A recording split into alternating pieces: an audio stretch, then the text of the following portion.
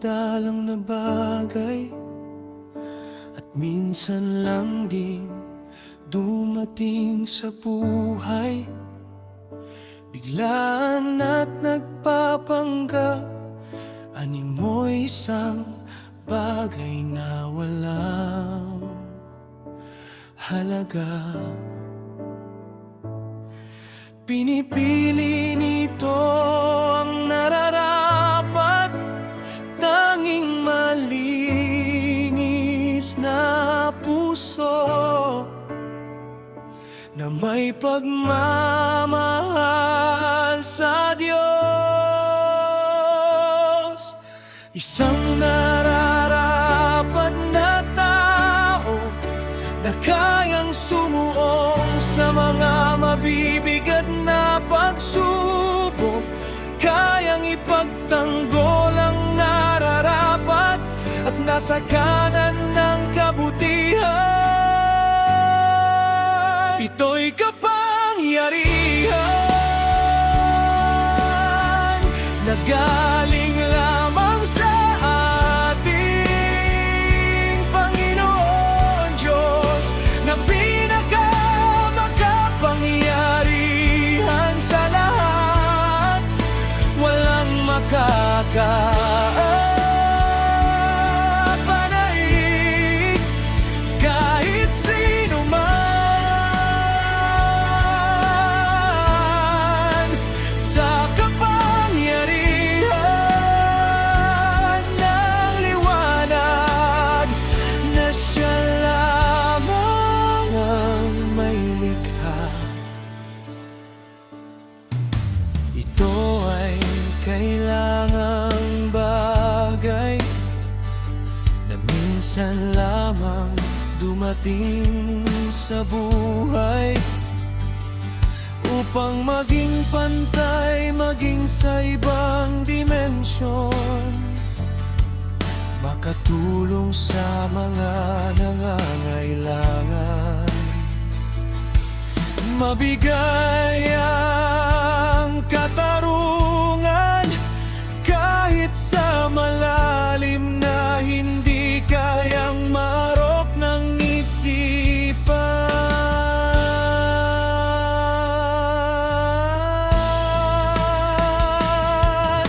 Isang nararapat na tao na kayang sumuong sa mga mabibigat na pagsubok, kayang ipagtanggol ang nararapat at nasa kanan ng kabutihan.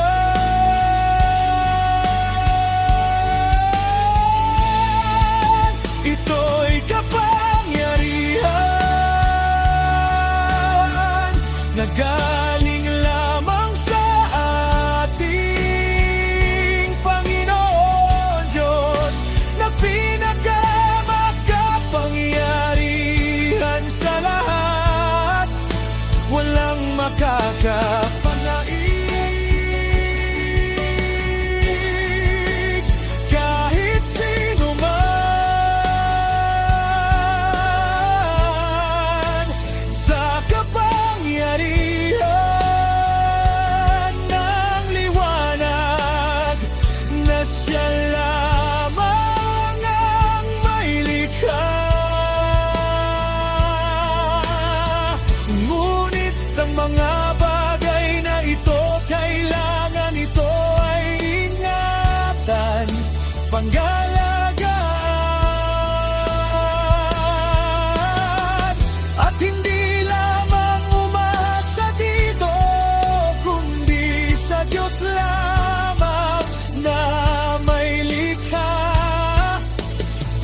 Dahil kung di dahil sa Kanya, wala tayo,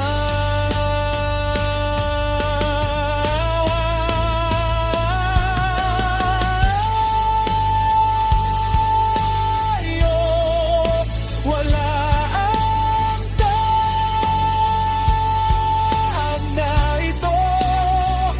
Sa Kanya lamang nanggaling ang ating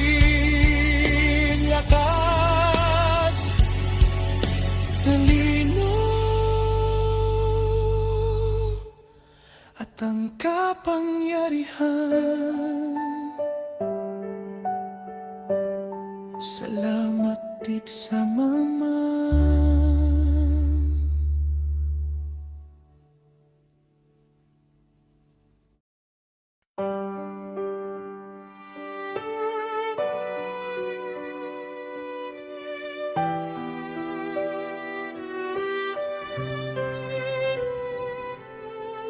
Inilabas ako sa mundo kung saan di alam kung saan patungo. Di alam kung ano mangyayari sa mga susunod na araw.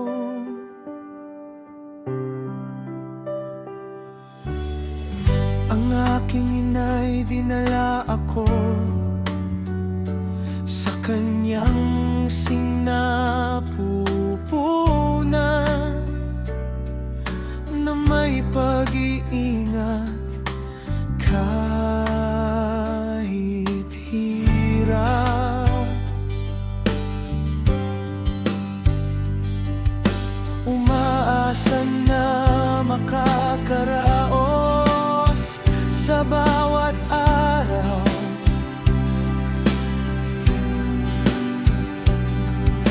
Kami nagtitiis sa gutom, kung ano man ang maibigay sa aking ina, yun lang ang tanging tinatanggap. Isa kong pusa lamang, ngunit nagbabantay rin kami upang maging proteksyon sa inyong bahay. Kami ay lumalaban sa mga maaring manakit sa inyo, maging physical man o sa spiritual. Kami maaasahan nyo laban sa mga masamang elemento o kapwa namin mababangis na hayop. At higit sa lahat, marunong din kaming kumilala at magmahal na kapalit sa pagmamahal na ibinigay mo sa amin.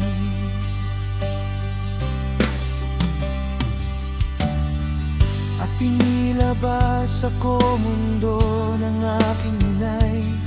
Ang iba'y tuwang-tuwa sa amin. Halika't yakap ang natatanggap namin.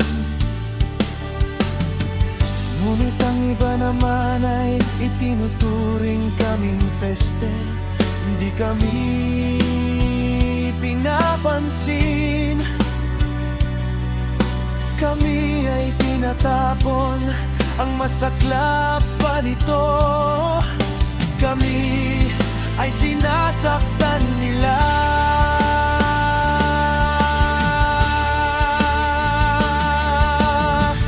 Gusto lang naman namin ay ang inyong pangunawa. Pagkain lang naman ang aming hanap, at hindi namin sadyang maistorbo ang inyong pamuhay.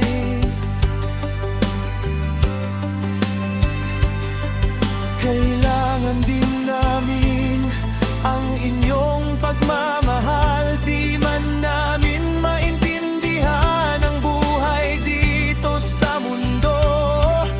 Hayaan nyo sana kaming mabuhay. Kami ay mga pusa lamang, ngunit nagbabantay rin kami upang maging proteksyon sa inyong bahay. Kami ay lumalaban sa mga maaring manakit sa inyo, maging physical man o sa spiritual.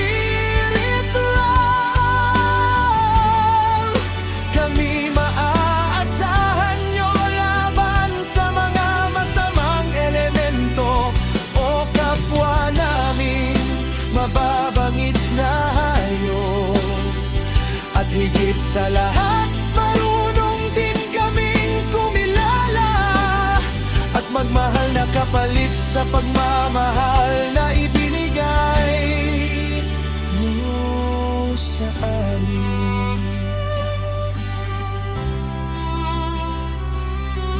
Kaya ang hiling lang sana namin, kung ayaw nyo sa amin, hayaan nyo kaming mabuhay at papalain kayo ng ating Diyos. Pagkat kami ay buhay na elemento na nilikha ng Panginoon Diyos.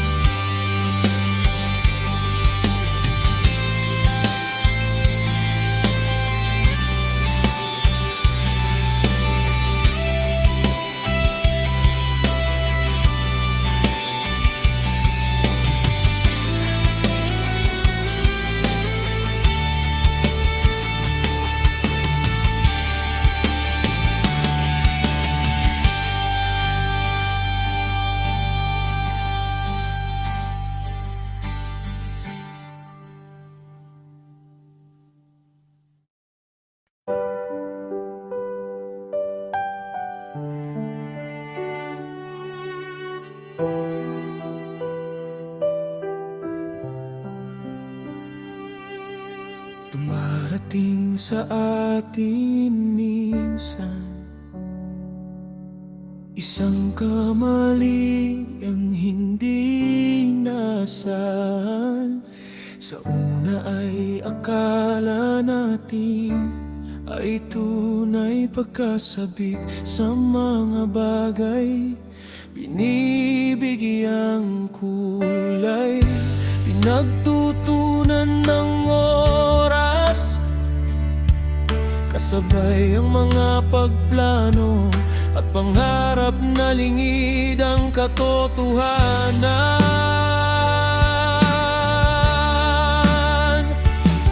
Sa simula ay puro saya, wari na kajiyak, ba't makagalak na makuha mga miti, inakala ay magtatagal. Pero nagkamali, isang pagkakamali, kailangan pang makapangdamay, walang kamalay-malay, isang iglap, lahat ay mawala. Dahil sa mga taong walang awa, di inisip ang kasama ang ginagawa. Kahit ano pa man ang katayuan sa buhay, mayaman man may kaya o pati mahihirap, di man lang kayo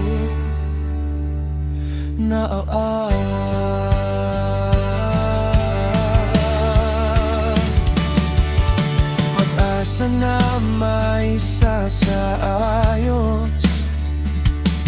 umaasa na may babalik ang kahapon na puno ng ligaya at mga pangarap na nabuo, ang mga plano na nawala na, ang mga kulay na nagdilim at nasayang sa binigay na oras, pangarap na nawasak dahil sa panghihinayang.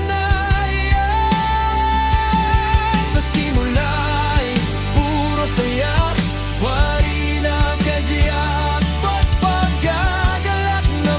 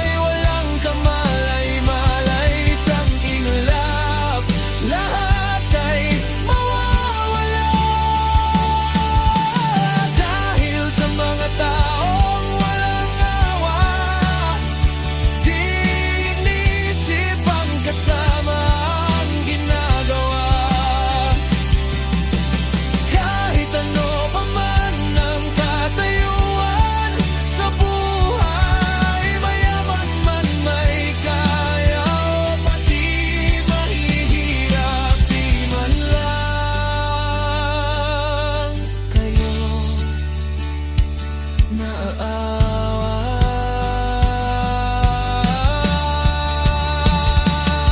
Patawarin kayo ng Diyos sa ginawa niyo.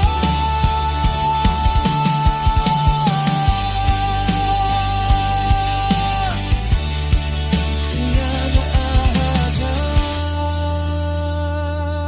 sa inyo.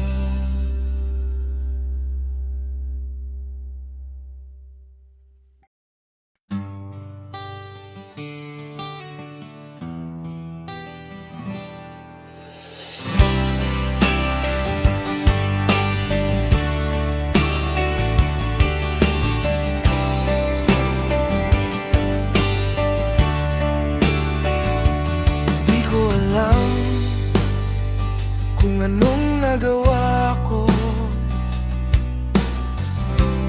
para saktan mo ako. Di ko alam kung anong nasabi, bakit mo ako ginaganito. Nahihirapan sa tuwing kita'y nakikita, nasasaktan sa tuwing may kausap kang iba.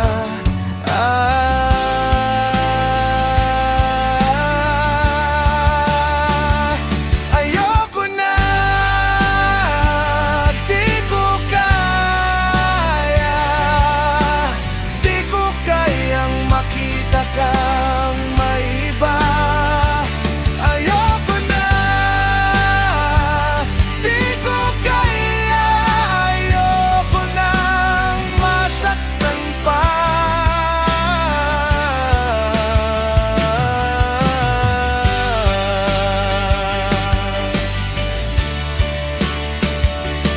Di ko alam kung ano naging mali ko para masaktan ako. Di ko alam kung anong nangyari, bakit lagi na lang may ganito.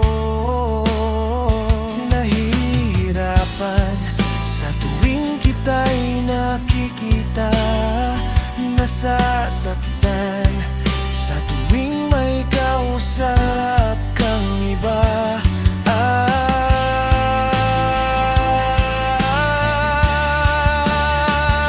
Ayoko na, di ko kaya, di ko kayang makita kang may iba. Ayoko na, di ko kaya, ayoko nang masaktan pa.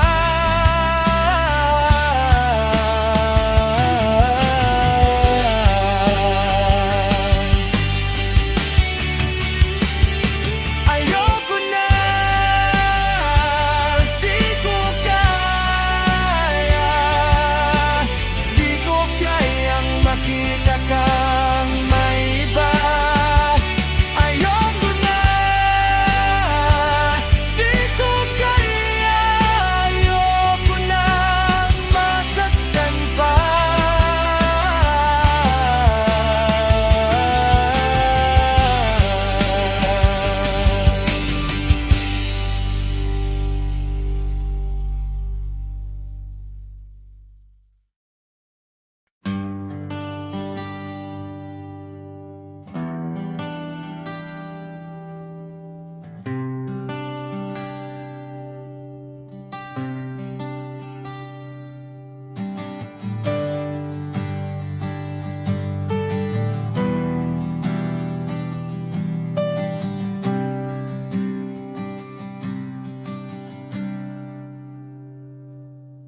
Naalala ko pa nung bata pa ako, lagi akong nangangarap na gumanda ang buhay, mabigyan ng maayos na pamumuhay.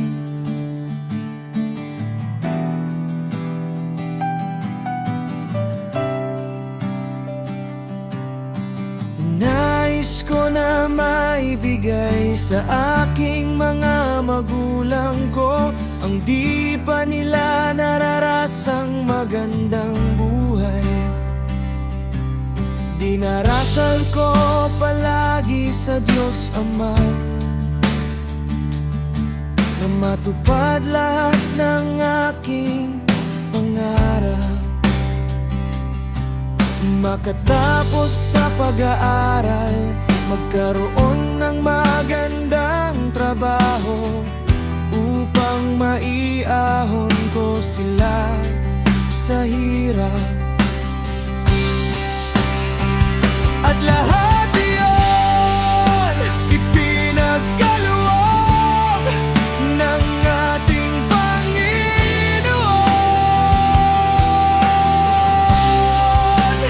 Sa pamamagitan niya, lahat ng yan ay natupad. Sa pamamagitan niya, lahat ito ay ipinagkaloob niya. Salamat aming Diyos na makapangyarihan sa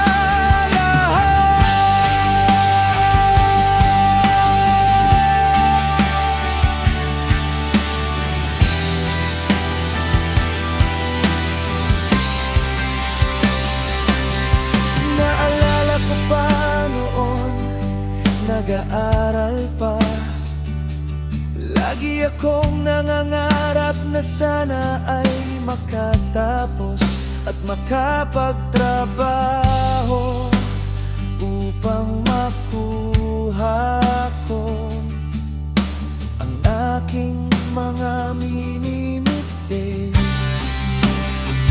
At lahat iyon ipinagkaloob ng ating Panginoon. Sa pamamagitan niya, lahat ng yan ay natupad. Sa pamamagitan niya, lahat ito ay ipinagkaloob niya. Salamat aming Diyos na makapangyarihan sa lahat.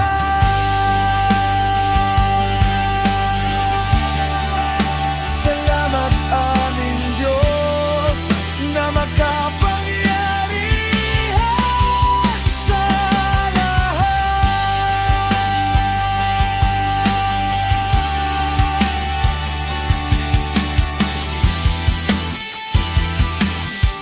Salamat aming Panginoon.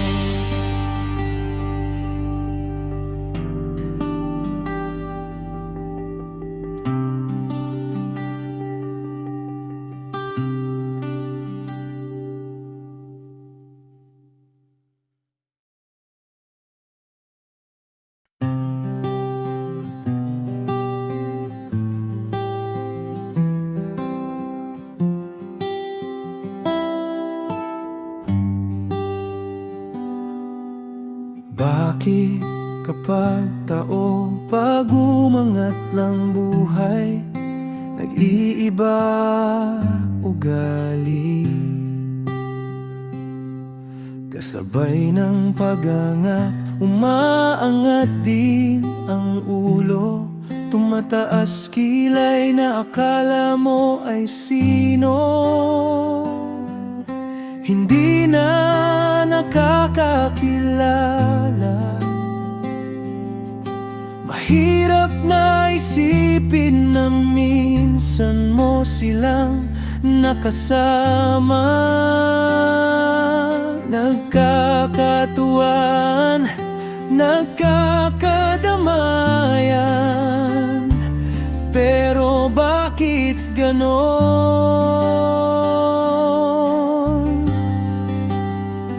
Sila na may kagandahan sa buhay, sila pa yung mapanglait.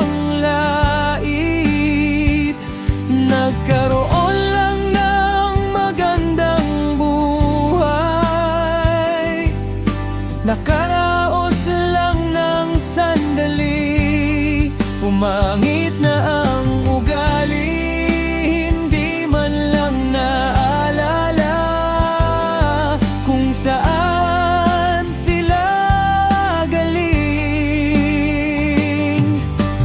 Di man lang natuto sa mga pagsubok, sa halip ay lalo pang sumama.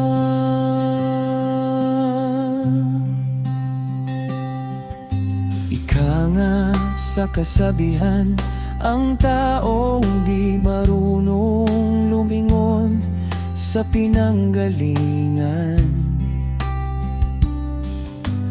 ay hindi makakarating sa patutunguhan. Minsan lang sa ating binigay ng Diyos ang pagkakataon. Huwag sana nating kalimutan na lahat ng ito ay dahil sa Kanya, na Siya lamang ang nagbigay ng lahat. Pero bakit ganon?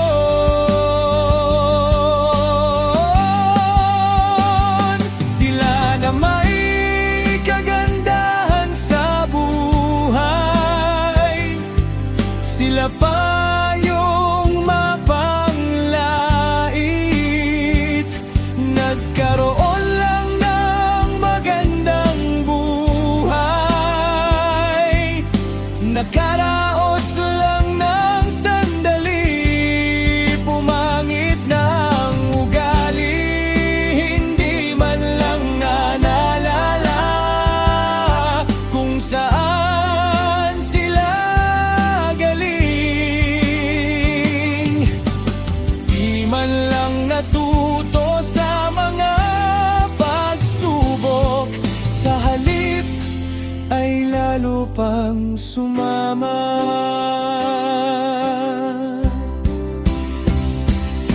Bawat tao at ang mga bagay sa mundo ay isa lang ang pinagmulan.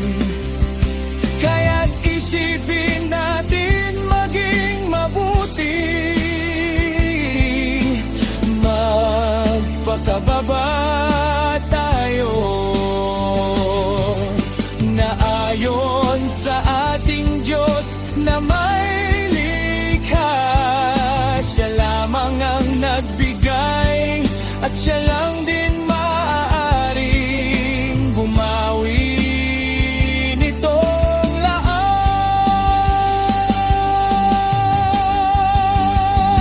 Sila na may kagandahan sa buhay, sila pa